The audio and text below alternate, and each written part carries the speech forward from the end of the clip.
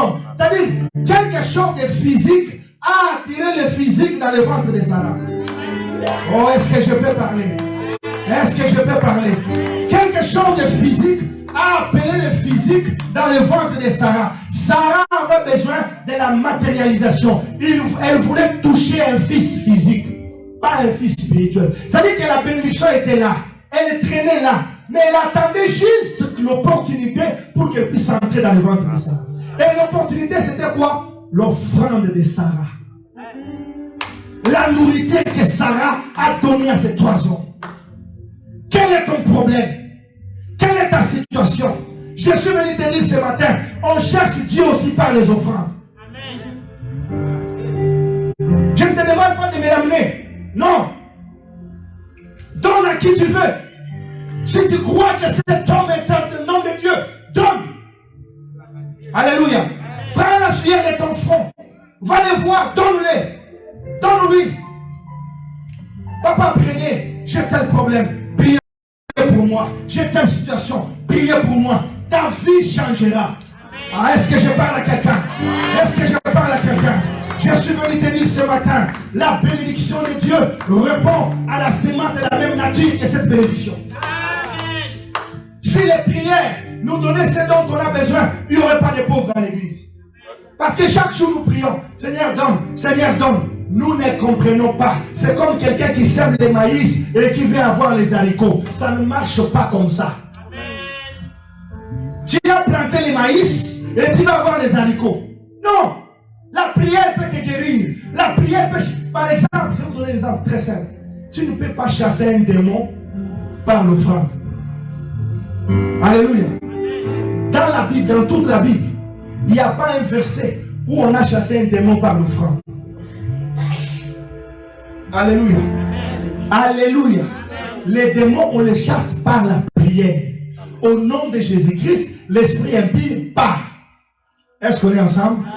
De la même manière qu'on le fait pour les démons, en ce qui concerne les avoirs, la richesse, on ne prie pas pour les avoirs. On pose des actes, des offrandes pour que cela vienne. Est-ce que quelqu'un m'entend? Est-ce que quelqu'un me suit? Nous les chrétiens, nous sommes beaucoup dans la confusion. Dans la confusion. Nous faisons des choses que Dieu ne nous demande pas de faire. Nous pensons que la prière remplace toute chose. Je suis un homme de prière, j'aime la prière. La prière a une place capitale, fondamentale, importante dans la vie de tout chrétien. Mais la prière seule ne résout pas tout. Si la prière résolvait tout, Christ allait sauver le monde par la prière. Amen. Mais il a sauvé le monde par l'offrande. Parce que l'offrande a une voix. L'offrande parle. L'offrande crie. Est-ce que quelqu'un m'entend? L'offrande, c'est une main invisible qui prend ce qui est dans l'invisible, qui l'amène dans le visible. Alléluia. Qu'est-ce que Sarah avait dit à ses hommes? Même lorsque ses hommes lui disaient que l'année prochaine, cette même période, l'enfant fait généralement 9 mois dans le ventre de sa mère. N'est-ce pas?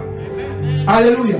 C'est-à-dire qu'Isaac était entré dans le sein de Sarah seulement après la visite de ces 3 hommes.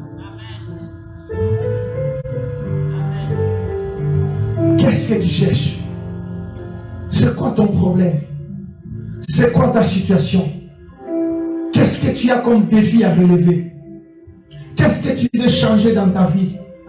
Le Dieu de la Bible est un Dieu de sacrifice. Le Dieu de la Bible est un Dieu des offrandes. C'est un Dieu des offrandes. Est-ce que quelqu'un m'entend?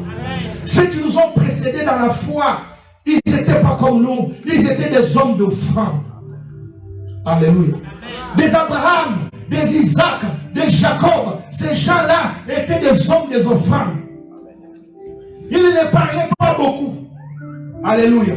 Il y avait très peu de paroles dans leur bouche. Les actes comptent beaucoup plus que l'offrande. Les actes comptent beaucoup plus que les paroles. Parce que l'offrande, ce sont des actes.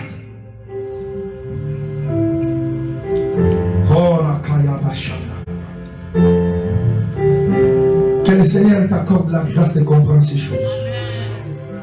Que le Seigneur t'accorde la grâce. Je suis en train de vous montrer les clés, les techniques qui peuvent attirer la richesse dans votre vie. Les clés, les techniques qui peuvent attirer la gloire financière dans votre vie. Sème la nature de la chose que tu cherches. Ne sème pas une autre nature, parce que chaque sémence a sa nature et chaque sémence ne donne que le fruit selon la nature de cette sémence-là.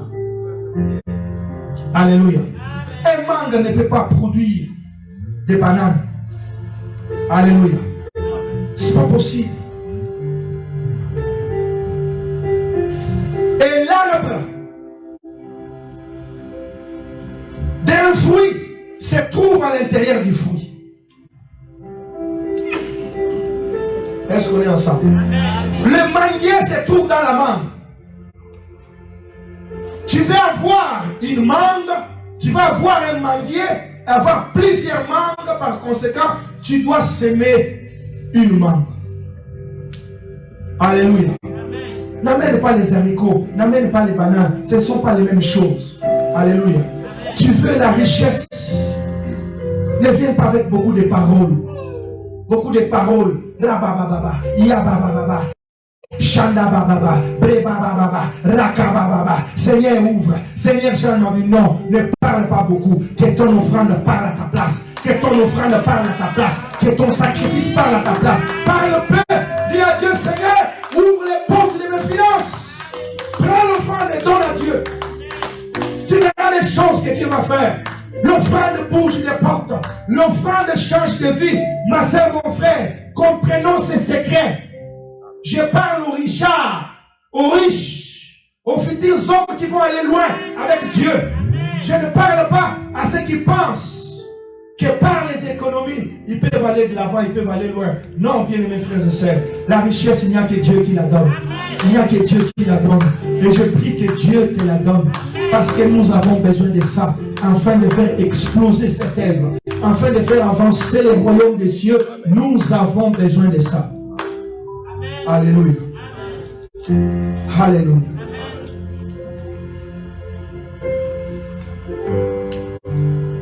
Quelqu'un peut dire, mais pourquoi Dieu bénit-il des gens lorsqu'il donne à ses serviteurs? Est-ce qu'on est là? Lève la main. Lève la main, je vais te dire une vérité. Il y a quelqu'un qui travaille ici. Oui. Qui travaille? Alléluia! Est-ce que tu peux me dire un bon amen? Ah, je sens les choses. Quand je sens Dieu parler, moi ça me fait du bien. Alléluia!